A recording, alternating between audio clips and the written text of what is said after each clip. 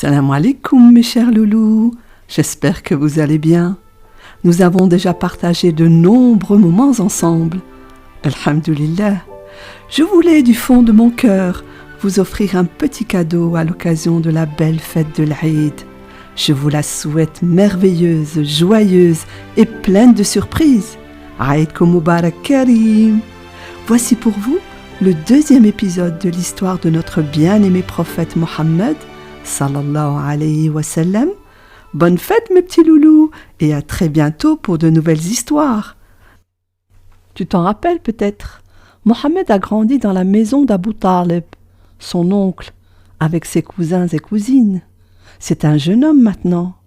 Il aide son oncle à nourrir sa famille. Il l'accompagne et apprend le métier de commerçant avec lui et guide les caravanes. À l'époque, le commerce ne se faisait pas à travers des magasins comme aujourd'hui. Ce sont les marchandises qui voyageaient d'une ville à l'autre grâce à des caravanes de chameaux. Et sur les places des marchés, les gens venaient acheter et vendre les marchandises. C'était une tâche très difficile d'amener les caravanes dans les villes. Le chemin était long, épuisant à travers le désert, et parfois les caravanes étaient attaquées. Parfois, quand il le pouvait, lorsqu'il n'était pas occupé par les caravanes d'Abu Talib, Mohammed offrait ses services à d'autres commerçants. Tous étaient contents de son travail. Mohammed amenait la caravane en sécurité, vendait toutes les marchandises, il faisait du bénéfice et il rapportait plus d'argent que prévu et donnait toute la recette au propriétaire de la caravane. Si bien que vite on l'appela Mohammed al-Amin, celui qui est digne de confiance. Masha'Allah. Sais-tu mon loulou, c'est quoi être honnête? Quelqu'un d'honnête, c'est une personne qui ne triche pas, qui dit la vérité, qui ne fait pas des coups en douce, quelqu'un en qui on a confiance. Je te souhaite de l'être, comme le prophète, sallallahu alayhi wa sallam. C'est une très grande qualité. Khadija bint Khuwaylid est aussi commerçante à la Mecque. On l'appelle la Tajira, la marchande. Elle était veuve, son mari était décédé. Nufaysa, sa servante, lui dit un jour « On dit bien des choses en ville. » Khadija répond « Qu'est-ce qu'on raconte à la Mecque ?»« C'est à propos d'un certain Mohammed. Il est commerçant chez Abu Talib. On dit qu'il est un très bon commerçant. Il a de la baraka dans ses mains. Les gens le surnomment l'honnête, El-Amin. J'ai entendu qu'il cherche à travailler. » Khadija, intéressée, dit « Si ce que tu dis est vrai, j'ai besoin justement de quelqu'un en ce moment. Les gens honnêtes, ça ne court pas les rues. Va me le chercher, je vais lui parler. » Nufaysa se rendit chez Mohammed et lui proposa de venir travailler chez Khadija. Mohammed fut étonné. Khadija était riche et connue pour être une très grande commerçante. Il accepta sa proposition de travailler à son service. Elle l'envoya vers les pays de Cham, vers la Syrie. Un de ses esclaves, Meysara, l'accompagna. Quelque temps plus tard, la caravane était de retour, et de sa maison, Khadija put observer qu'un nuage suivait une seule personne, Mohammed. Ce nuage semblait le protéger des rayons du soleil. Elle en fut surprise. Meysara, l'esclave, lui raconta que tout s'était bien passé. Toutes les marchandises avaient été vendues, avec beaucoup de bénéfices. Et Mohammed avait été très gentil avec lui. Khadija s'en réjouit. Mohammed, comme d'habitude, remit la recette de la caravane, tout l'argent, à Khadija, sans enlever un sou. Elle le récompensa pour son travail et le paya. Khadija avait remarqué que Mohammed avait de bonnes manières, qu'il baissait les yeux en sa présence, qu'il n'élevait pas la voix, et chaque fois qu'il entrait chez elle, il y avait un petit vent frais qui soufflait, comme s'il y avait un ventilateur. Dès qu'il sortait, il faisait de nouveau très chaud. Khadija était très satisfaite du travail de Mohammed. Un jour, elle se confia à sa servante Nufaysa. « Nufaysa, viens ici un peu. Je dois te parler d'une affaire délicate. » Oui, madame, qu'y a-t-il de si grave? Khadija, gênée, finit par avouer. Voilà, je dois te confier un secret. Je voudrais me marier avec Mohammed. Nufaysa, surprise, questionna. Mohammed ibn Abdallah, celui qui travaille pour vous, votre agent de commerce? Oui, c'est cela, avoua Khadija. Mais, noble maîtresse, il est pauvre et plus jeune que vous. Que dirait-on à la Mecque? Je sais tout cela, répondit Khadija. C'est pourquoi j'ai besoin de ton aide et de ta discrétion. Tu ne dois en parler à personne. Tu as compris? Ne vous en faites pas, madame. Je ferai le nécessaire. Je serai discrète. Personne n'entendra parler de cette affaire. J'irai parler à Mohammed et lui transmettrai votre demande. Ne vous inquiétez pas. Quelque temps plus tard, Nufaysa se rendit chez Mohammed. Mohammed, quand il vit Nufaysa, pensait que Khadija avait besoin de lui pour guider une caravane. Mais Nufaysa lui annonça qu'elle venait pour autre chose. Elle essaya de trouver les bons mots pour parler. Elle commença par lui dire que sa maîtresse, Khadija, voulait se marier. Mohammed répondit que ce n'était pas ce qui manquait à la Mecque. Tous les nobles et riches Mécois voulaient se marier avec elle. Puis Nufaysa lui demanda indirectement si lui, Mohammed, n'avait pas envie de se marier. Mohammed l'arrêta tout de suite, lui disant qu'il était pauvre et n'avait pas les moyens de se marier maintenant. Nufaysa essaya une nouvelle fois, en disant « Et si vous trouvez une femme riche, convenable, de noble famille, accepteriez-vous » Mohammed, étonné, répondit « Mais qui peut s'intéresser au simple caravanier que je suis ?» Quand il apprit que c'était Khadija bint Khaoulid, il fut le premier surpris. Mais c'est impossible. Khadija n'acceptera jamais. Tous les riches de la ville veulent se marier avec elle. Nufaysa le rassura en lui disant qu'elle allait s'occuper de tout. Mais l'affaire ne fut pas facile. Khadija devait demander le consentement à son oncle. Ses parents étant morts, c'est lui qui devait donner son accord pour ce mariage. Mais celui-ci refuserait, car Mohammed était jeune et pauvre. Jamais il n'aurait permis un tel mariage. Mais Khadija était déterminée. Elle organisa un repas de fête. Elle invita son oncle et la famille de Mohammed. Les deux familles furent réunies autour d'un succulent repas. L'oncle de Khadija était joyeux. Il mangeait et buvait beaucoup. À l'époque, l'alcool n'était pas interdit. Lorsque son oncle fut un peu ivre, Khadija en profita pour demander l'accord de son oncle. Ne sachant pas très bien ce que lui avait demandé Khadija, il répondit « Oui, tout joyeux ». Et c'est ainsi que le mariage fut célébré. Les félicitations, les acclamations retentirent, et des you-you aussi. Le lendemain, l'oncle de Khadija se rendit compte de son erreur. « Quoi ? J'ai donné mon accord au mariage de Khadija, ma nièce, à ce pauvre Mohammed ibn Abdallah de Banu Hashim. Mais c'est impossible !» L'oncle dut se rendre compte de son erreur. Il avait donné son accord devant tout le monde. Et en Arabie, la parole était un honneur. On ne revient pas sur sa parole, surtout quand elle est dite en public. Et dut accepter le mariage de Khadija, sa nièce, avec Mohammed ibn Abdallah. Khadija et Mohammed étaient très heureux. Khadija n'eut jamais à regretter son choix. Toutes les qualités qu'elle avait vues en Mohammed lui ont permis de vivre très heureuse. Leur mariage fut béni. Ils ont fondé une belle famille. Khadija eut 6 enfants. 2 garçons, El-Qasim, l'aîné. On appela Mohammed Abul Qasim, le père de Qasim. Puis vinrent 4 filles, Zainab, Roqeya, Keltoum et Fatima. Puis Abdallah. Mais malheureusement, les garçons sont morts en bas âge. Quelle tristesse! Mais il n'y avait pas de plus belle et heureuse famille à la Mecque. Masha'Allah! Suis-moi, nous allons entrer dans la maison de Mohammed. Elle était toute simple. À l'époque, je crois que je te l'ai déjà expliqué, il y avait des esclaves. On achetait avec de l'argent des hommes, des femmes, des enfants. Ils devaient travailler pour leur maître ou leur maîtresse.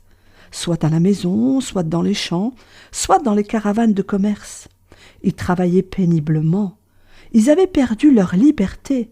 Ils ne pouvaient pas faire ce qu'ils voulaient. À la Mecque, il y avait d'un côté les gens libres et de l'autre les esclaves. Zayd est un enfant de 8 ans. Au cours d'un voyage, on l'attrapa et il devint prisonnier. Le pauvre enfant fut vendu comme esclave à la Mecque. C'est le neveu de Khadija, Hakim, qui l'acheta. Il l'offrit à sa tante Khadija. C'est ainsi que Zayd vécut dans la maison de Mohammed et de Khadija. Zayd n'était pas traité comme un esclave auquel on donne des ordres. Va faire ceci, va m'apporter cela. Non, non, non, non. Il était bien traité par Mohammed et Khadija. C'était comme l'un de leurs enfants. Ils jouaient ensemble et mangeaient les mêmes plats. Il y avait une belle ambiance dans la maison de Mohammed et Khadija. Un jour, le père et l'oncle de Zayd se rendirent à la Mecque. Son père avait appris que son fils était esclave chez Mohammed. Il décida de le récupérer. Il frappa à la porte. « Salam alaikum, Mohammed al-Amin. On m'a rapporté que vous aviez un esclave du nom de Zayd ibn Haritha. Je suis son père, voici son oncle. Nous venons le récupérer. Dites-moi votre prix, je vous verserai de l'argent en échange de Zayd, mon fils. » Mohammed le fit entrer et comprit que l'affaire était sérieuse. Avant de parler d'argent, Mohammed proposa de demander l'avis à Zayd. Il le fit appeler. Zayd reconnut son père, son oncle. Il était content, heureux de les retrouver. Il sauta dans leurs bras. Mohammed dit « Ton père, ton oncle sont venus te chercher, afin que tu retournes dans ta famille. Tu as le choix, Zayd. Dis-nous ce que tu décides. » « Oh, je suis si heureux de vous revoir !» s'exclama Zayd. Il baissa la tête et ajouta « Cher père, cher oncle, je veux rester ici avec Mohammed et Khadija. Ils sont bons avec moi. Mohammed me traite comme son fils.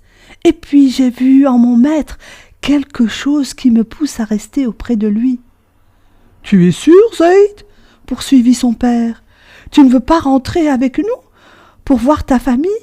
Ton village ne te manque-t-il pas ? » ?»« Oui, père, vous me manquez, mais j'ai vu tellement de bonnes choses dans cette maison que je préfère vivre ici, auprès de Mohammed. » En entendant ces mots, Mohammed décida d'adopter Zayd comme son fils.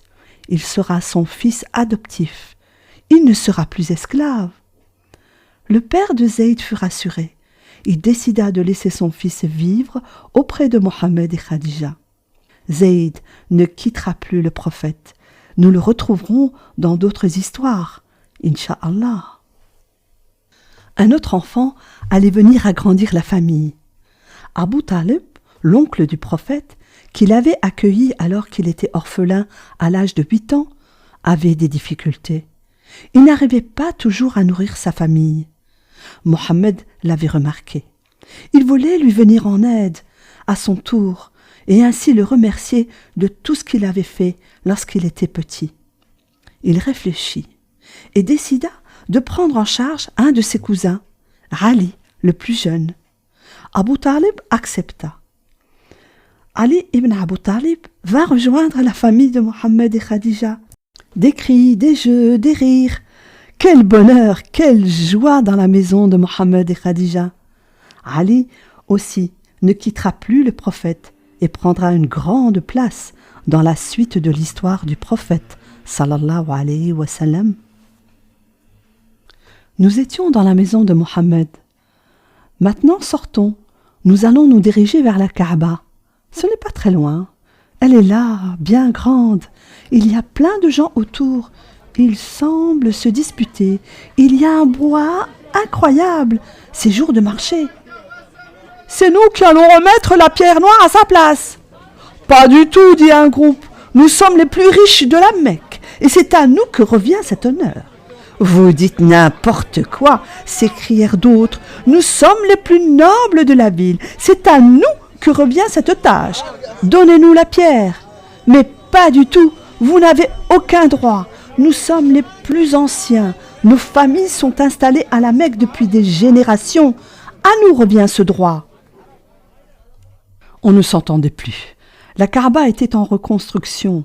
Il y a eu de fortes pluies et les pierres de la Kaaba étaient endommagées, cassées. Il fallait faire des travaux. Tous les jours, toutes les tribus de la Mecque étaient venues donner un coup de main pour la reconstruire.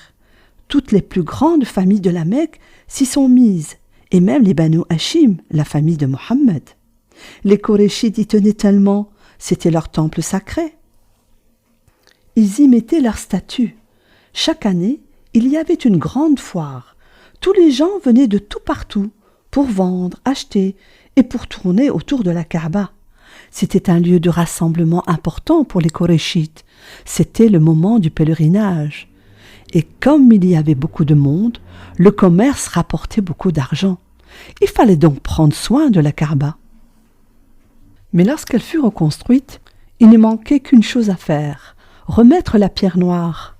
Tu te rappelles, c'est la dernière pierre que le prophète Ibrahim, alayhi salam, a posée pour terminer la Kaaba.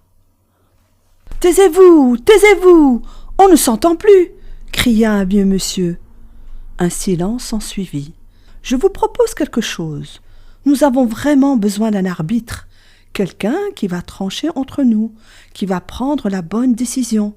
Le premier qui entrera sur la place de la Kaaba sera notre arbitre. » Tous furent d'accord. Eh bien, c'est Mohammed qui entra le premier. Tous l'accueillirent avec empressement. « Ah, Mohammed el-Amin, tu tombes bien. Viens, viens par ici.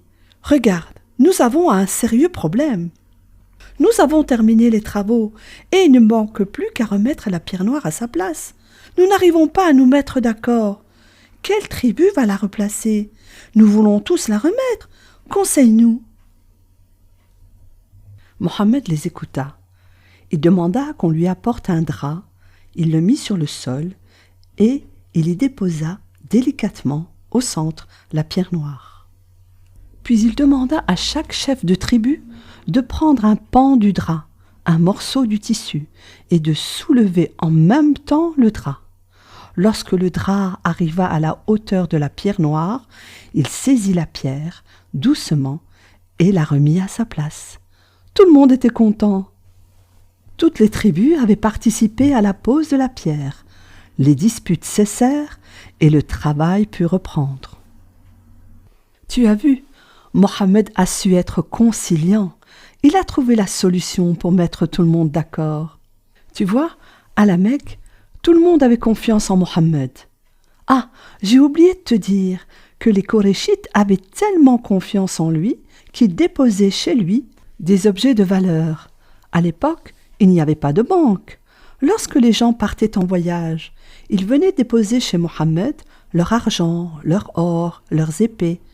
Lorsqu'ils revenaient, Mohammed rendait ce qu'ils avaient déposé. Mohammed était honnête. Tout le monde l'appréciait pour ses qualités. Tu as peut-être remarqué qu'au cours de cette histoire, Mohammed a été protégé depuis sa naissance, comme si quelque chose le surveillait de loin. Tu te rappelles du petit nuage au-dessus de son chameau? Tout le monde l'appréciait à la Mecque. Il avait de bonnes qualités. Mais lui n'aimait pas ce que faisaient les Korachites, qui adoraient les idoles, les statues, qu'ils mettaient dans la Kaaba. Il ne se mélangeait pas à eux, il ne participait pas à leurs fêtes, il ne les comprenait pas, il s'éloignait d'eux. Souvent, il partait des jours et des jours, il quittait la Mecque pour aller grimper dans les montagnes. De là-haut, il voyait la Kaaba, elle était toute petite. Il prenait un sac de nourriture et restait là, à réfléchir, à méditer, à observer le ciel, les étoiles, les montagnes. Au cours de ses promenades, il a escaladé la montagne En-Nour, la lumière. Il y trouva une grotte assez grande pour s'y tenir debout. Il décida d'y entrer, de s'installer, et il médita longtemps. Il était bien dans cette grotte, loin du bruit et de l'agitation de la Mecque. Voilà, mes petits loulous, nous sommes arrivés à la fin de cet épisode. Je vous retrouve bientôt pour la suite de l'histoire. Salam alaikum mes petits loulous.